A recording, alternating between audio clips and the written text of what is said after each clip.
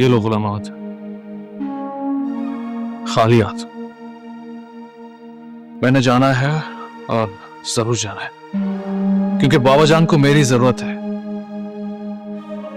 तुम मेरे सामने खड़े होने के बजाय मेरे साथ चलो।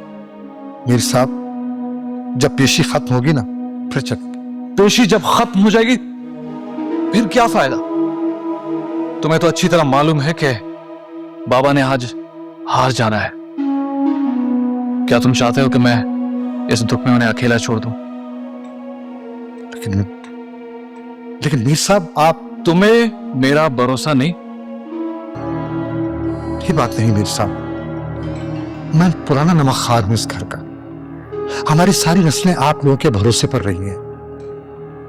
मैं कहूंगा तो भला आप पर भरोसा ना करने वाला, लेकिन सरकार का हुक्म। उन्हें इस वक्त मेरी जरूरत है। वो मेरी वजह से अकेले हुए हैं और मैं उन्हें अकेला रहने नहीं दूंगा। मैंने जाना है और हर कीमत पे जाना है। तुमने जो करना है कर लो। रोमाना,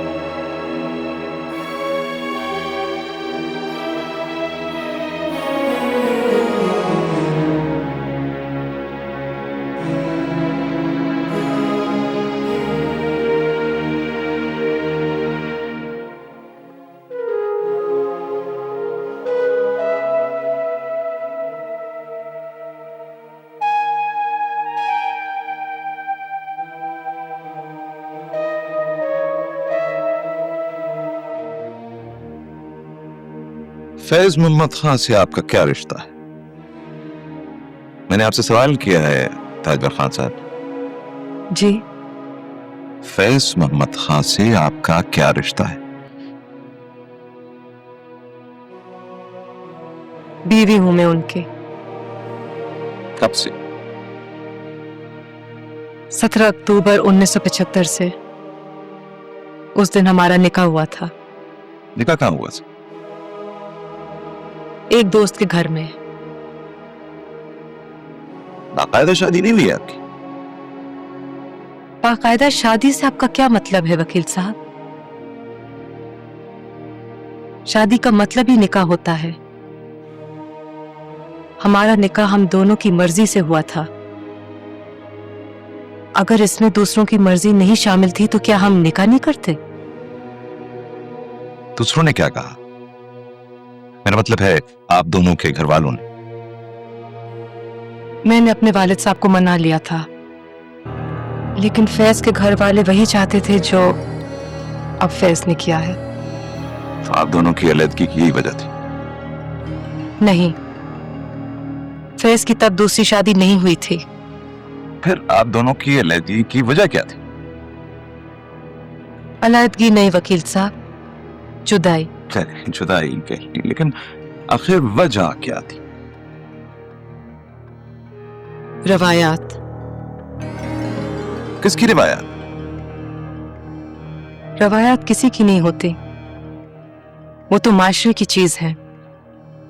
उनको जो मानता है वो उसी की हो जाती हैं। किसने मानी, किसने तस्लीम की ये रिवायत?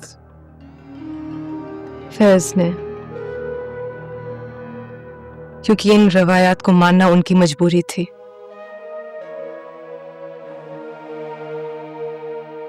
तो आप उनकी मजबूरी को जानती थी, इसके बावजूद भी आपने उनका साथ नहीं दिया? फैज मुझे शादी से पहले अच्छी तरह से जानते थे। मुझे मजबूर करने के बजाय उन्हें पहले अपनी मजबूरियों को देखना चाहिए था। प्रपोज फैज ने किया था, मैंने नहीं। इस अरसे में, इस दौरान फैज मोहम्मद खान ने आपसे कांटेक्ट किया? जी नहीं। आपने? नहीं। आपने अपनी जिंदगी में उनकी कमी, उनकी जरूरत महसूस नहीं की? जरूरत तो हर लम्हे मैंने महसूस की, लेकिन मुझे फैज चाहिए था, सरदार फैज नहीं। तो फिर आप उनके घर क्यों चली गई? मैं वहां नहीं गई थी, मुझे वहां उठा के ले गए थे। कौन उठाकर ले गए?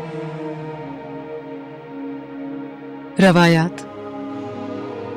इसका मतलब है इसमें फैज मोहम्मद खान का हाथ नहीं। जी हाँ, उनका कोई हाथ नहीं। तो किसका हाथ?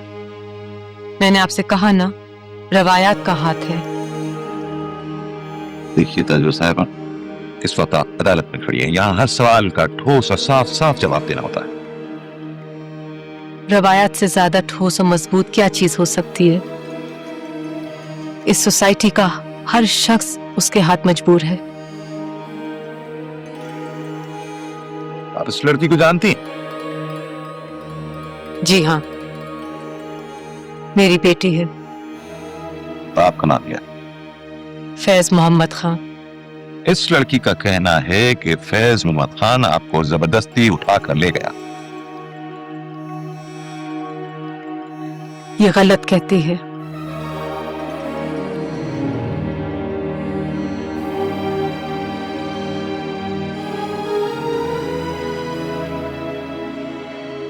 मामा, चलें, जो कुछ भी हुआ, आप जिस तरह भी घर में पहुंची, इस वक्त आप अदालत की प्रोटेक्शन में, आप जो चाहें कहें। तमाम रिवायात और खौफ से बालातर होकर अपनी मर्जी बयान करें।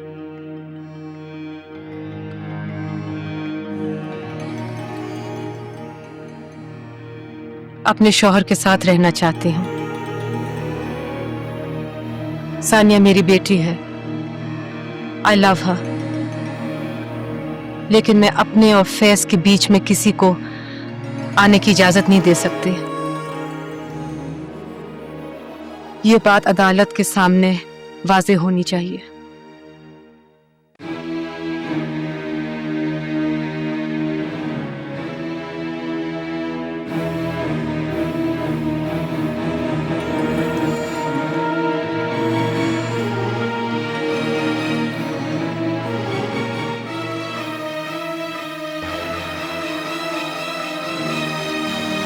इस मुकदमे का तमाम तर दारोमदार ताजवर खान के बयान पर था, इसलिए अब उनके बयान के बाद ये अदालत मुसम्मा सानिया के केस को डिसमिस करती है।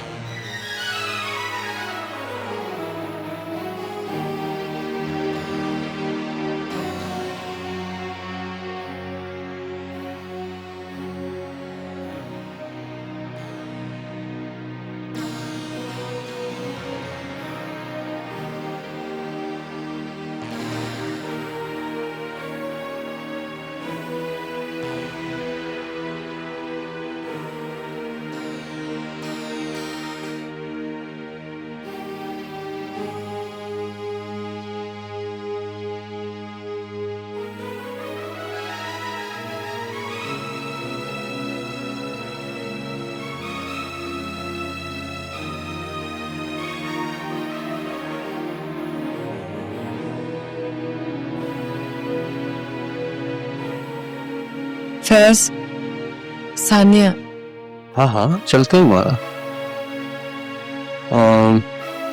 जलाल, माँ को बिठाओ।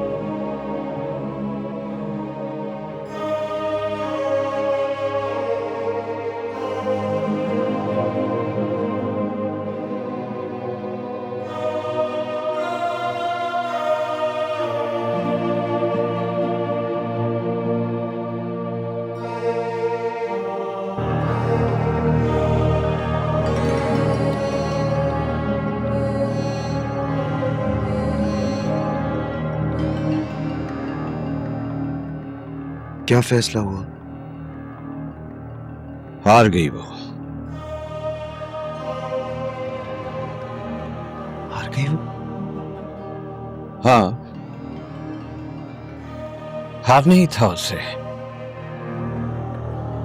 मियाँ बीवी के बीच में तीसरा शख्स हमेशा हारते ही है। वो तो बहुत डिस्टर्ब होगी। कहाँ है वो?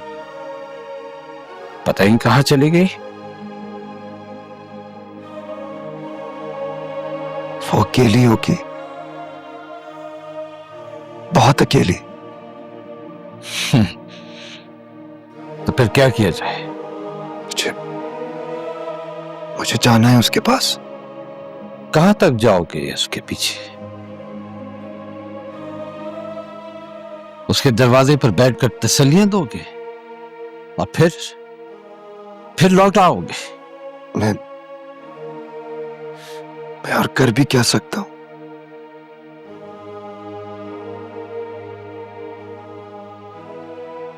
डू यू रियली लव हर?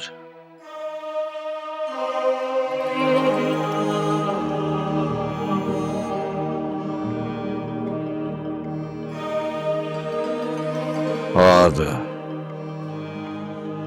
वो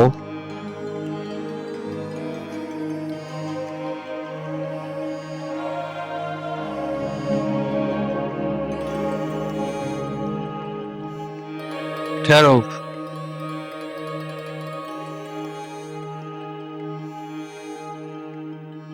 कहां जा रहे हो?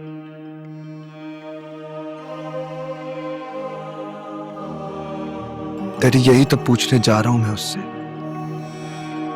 ये तुम्हारी ऑर्गेनाइजेशन की कोई ऑफिशियल मीटिंग नहीं है जो इस तरह मुंह उठाकर चले जा रहे हो।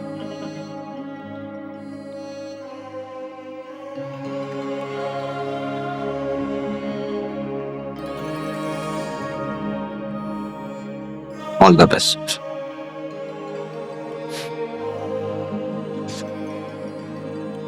Thank you.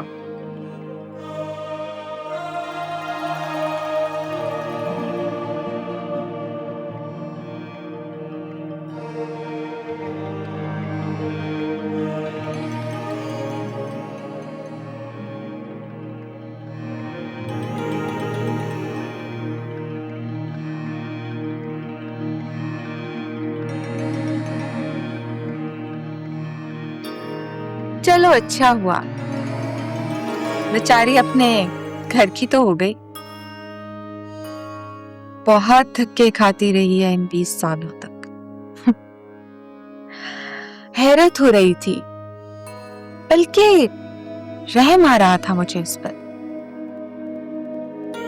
वो Tom boy, women rights activist, college की जान, ताजवर, कितनी मजलूम बनकर खड़ी थी आज। हाँ, और क्या? सारे नजरियात, सारी ईगो एक तरफ उठाकर फेंक दी और बीवी बन गई। और तो और अपनी बेटी का भी ख्याल नहीं किया उसने। हाँ, जाहिर है अब तो उसे भी हवेली उठाकर ले जाना कोई मसला नहीं है उनके।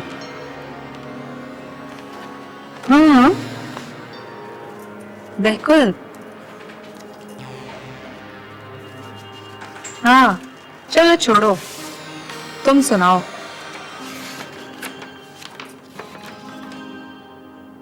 अच्छा, व्हाट? नहीं, तुम्हें नहीं कह रही। ओके, मैं तुमसे फिर बात करती हूँ। बाय।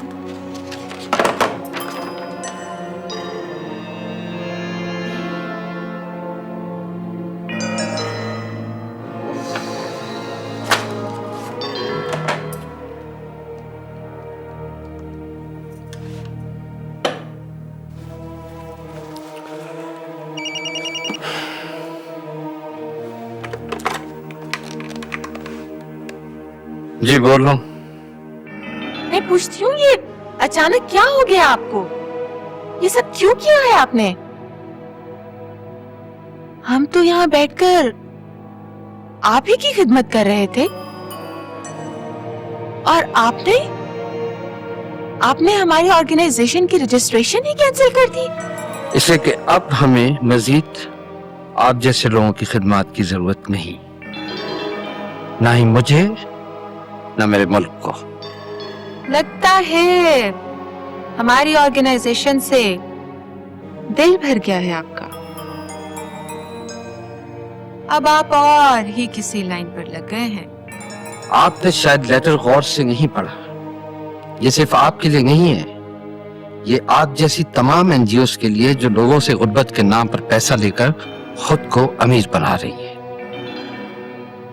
नासिर साहब, ये आप अच्छा नहीं कर रहे हैं मेरे साथ। मैं मुकद्दमा करूंगी आप पर।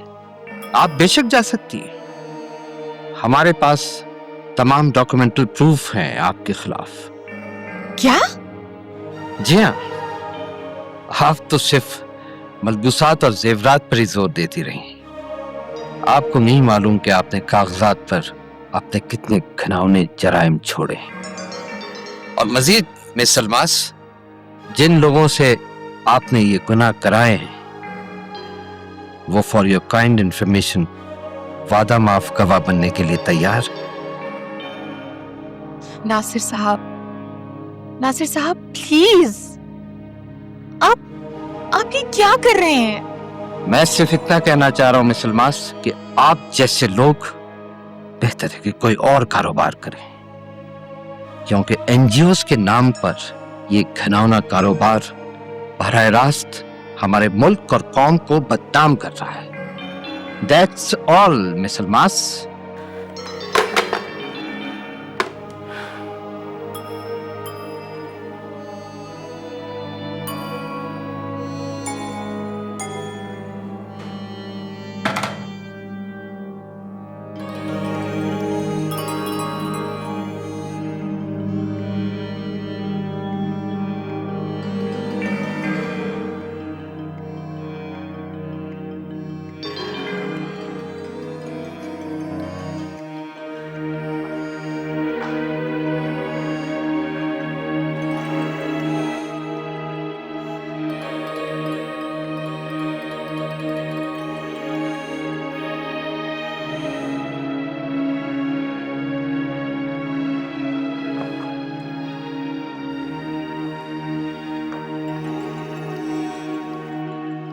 सामान लेने आई है अपना, या मैं अपना लेके चली जाऊं?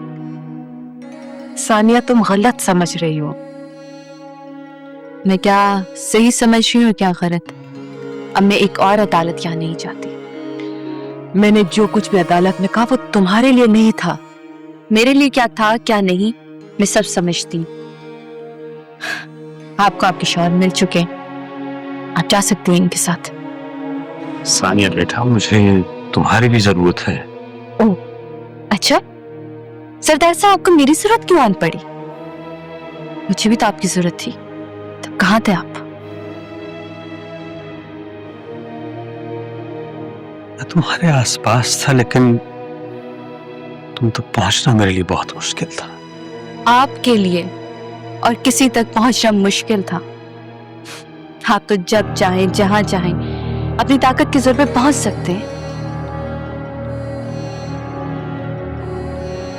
मैं सानिया, मैं इस तरह तुम तक नहीं पहुंचना चाहता था, लेकिन ये सब कुछ शायद ये भी होना था। जो कुछ भी हुआ उससे शायद माम जरूर डर गई होंगी, लेकिन मैं नहीं। सानिया, मैंने जो भी फैसला किया वो मेरा अपना था। अगर आपने फैसला अपने लिए खुद करना था तो मुझे क्यों घसीटती रही 20 साल तक? लम्हा लम्हा जली बुझी हूं मैं आपके साथ, और आपने अपना फैसला किया अपने लिए अकेले। क्या फैसला करती तुम? बोलो। कम से कम मैं अपना फैसला नहीं बदलती। तुम ये भूल रही हो कि तुम्हारा और फैज का रिश्ता किसी फैसले का मोहताज नहीं है। मोहताज है क्योंकि ये फैसला किसी कोर्ट कचहरी अदालत में नहीं होगा। ये फैसला मेरे दिल ने करना है, मेरे दिल की अदालत ने करना है। कि मेरा दिल नहीं मानता किसी ऐसे को अपना बाप कहूं मैं। सानिया, सानिया, तुम गुस्से में ये भूल रही हो कि हम सब अजियतों से गुजरे हैं। तुम, मैं, ताजवर, सबने अजियतें झेली है। अब जब हम दोबारा मिल रहे हैं तो इस लम्हे को और लंबी जुदाई का लम्हा मत बनाओ। कौन सा मिलने का लम्हा सरदार साहब? अदालत से लाए हुए एक सर्टिफिकेट पे आप सारे रिश्ते नहीं जमा कर सकते। आपने अपनी बीवी को जीता है, बेटी को नहीं। शायद आप इस बेटी के काबिल ही नहीं थे। बदतमीज।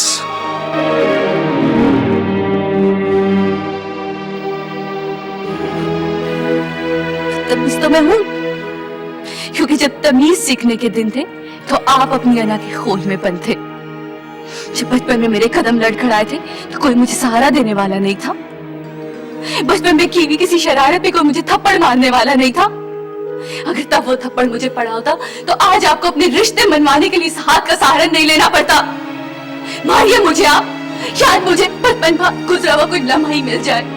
मारिए, क्यों रोका आपने अपने हाथ को? बस करो बेटे, मारिए मुझे आप। बस करो मेरी जान, बस करो बेटे, बस करो। रहने दो ताजवर, रहने दो। बहुत वक्त गुजर चुका है और हमारे बीच पड़ी हुई जुदाई की दरारें अब खाइयां बन चुकी हैं, जिसे हम में से कोई भी पार नहीं कर सकता। सानिया, मैं तुम्हारी माँ को तुम्हारे पास छोड़ के जा रहा हूं। बाप तो मैं चाहते हुए भी ना बन सका, लेकिन तुम्हारा वो भाई, सॉरी, मेरा वो जाहिल बेटा आइंदा तुम्हारे रास्ते में आयल नहीं होगा।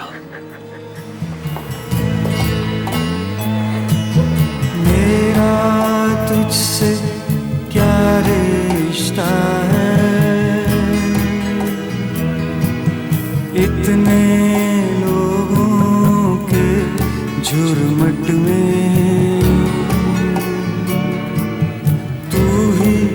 तू क्यों दिखता है।